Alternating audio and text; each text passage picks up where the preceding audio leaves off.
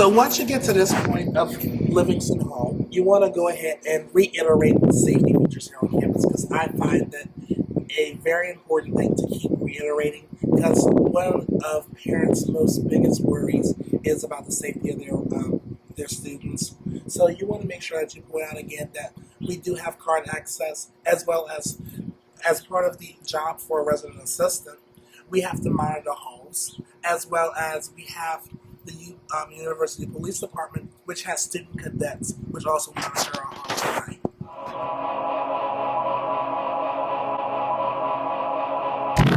So as we're entering this room, I like to tell the future residents, depending on the size of the group, to split into the two rooms. That way everyone fits in here at once. A lot of times they're like the crowd in this one area and everyone can't fit in this one area. So it's good to have them split into the two separate rooms. And once everyone is in the room, you'll go ahead and close the door. And you'll want to start talking about some of the unique features about this room. So for instance, the first thing that I like to always start off by saying is that you share a common suite area that includes a sink area here, and if you turn around this way, you will have a small kitchenette. It's also important to point out the fact that you do still share a room, a common room with another person, and a bathroom. Apart from this, I like to always start off by saying that your room key, or the room key that the residents will be given, will only allow them to get into the front door and their room door. It won't allow for them to get into their roommate's room. In addition to that, you want to point out the unique features of the bedroom that is different from the double suite that we have here in the single suites. So, the first main difference is the fact that they have individual air units. Apart from that, they have a full-size closet and a bookshelf as well. So those are the main differences that the single suites have in comparison with our double suites. Apart from that, the same qualities and amenities that are housed in the double suite share the same features here in the single suite. So they will each have a bed, a dresser, a desk, and a chair. In addition to that, they will have access to internet and cable, which is provided via two different methods. And all of our shared halls, or double suite halls, the Wi-Fi has already been added. And we're working to upgrade the Wi-Fi in our single suites. For the time being, they're more than welcome to bring a router and use the Ethernet ports that are provided. Each residence do have access to cable, and you want to make sure that you point out the fact that they will have to provide their own cords to make each of those systems work. It's also important to mention that we have digital cable here, which requires digital TVs to be used, and that if they want to, they can go and view our TV list to see if they have a TV that's compatible with our cable. So, what I find really unique and something that's very important to point out is the individuality that you can provide to each room. That residents can decorate their rooms as well, but we want to make sure that we are telling them to hang their items with blue painter's tape because that is the only acceptable method of hanging things on our walls.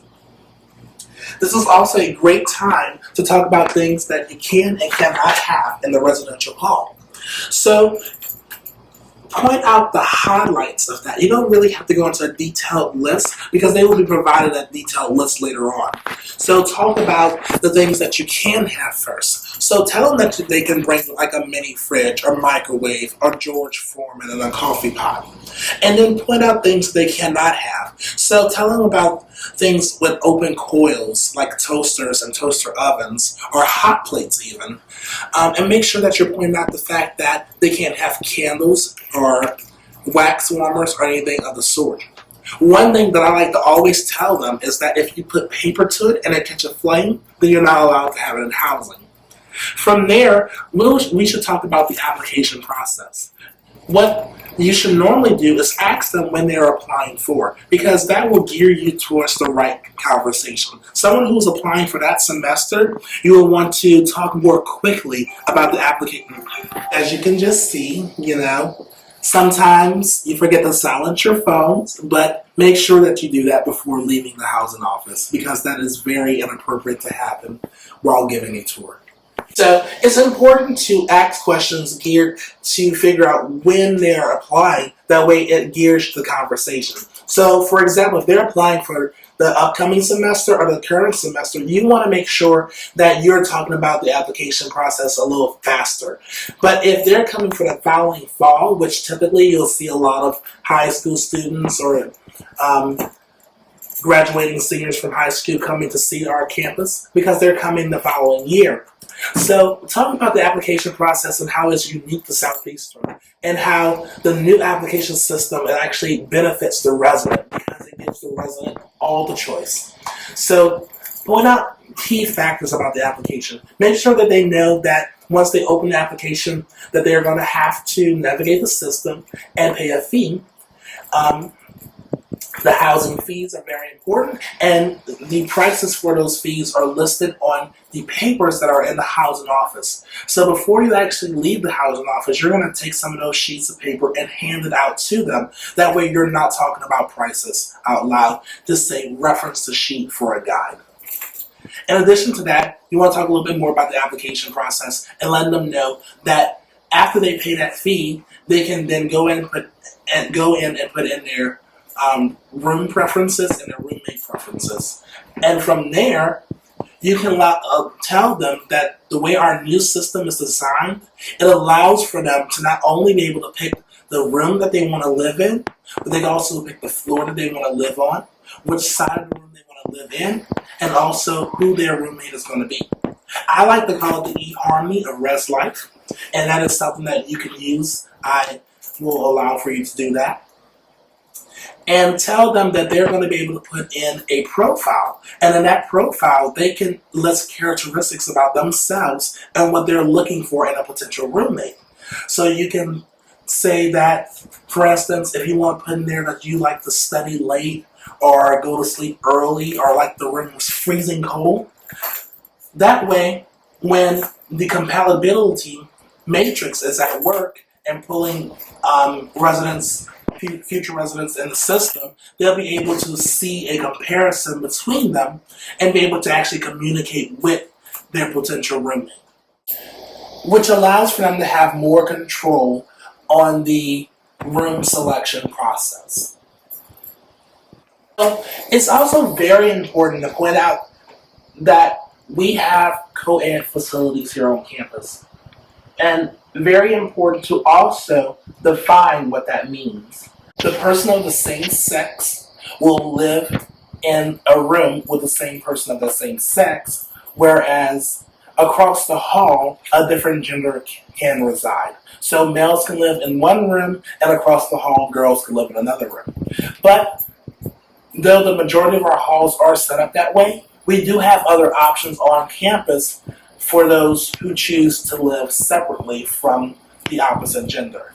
So for example, it's very important to point out that Pride Hall is an all-female residence hall, Village M is an all-female residence hall, and that Zachary Taylor is actually split into two wings, which gives both males and females the opportunity to live separate from each other. In addition to that, we also have Cardinal Newman, which is separated by floors. The first two floors is all females, whereas the top two floors is all males. So as you're concluding the tour, it's very important that you want to stop and ask them if they have any questions. Because the more questions, the better, because it allows for you to make sure that, one, that you covered all your bases, because sometimes you will miss things. We're all human and we make mistakes. And it also gives them a chance to have all of their concerns met. When you're finished giving the tour, you want to make sure that, again, you exit them out of the building and then lock the door behind you. I hope that this tour presentation has given you a great insight into how to give a tour. If you have any questions, feel free to ask anyone in a training development committee.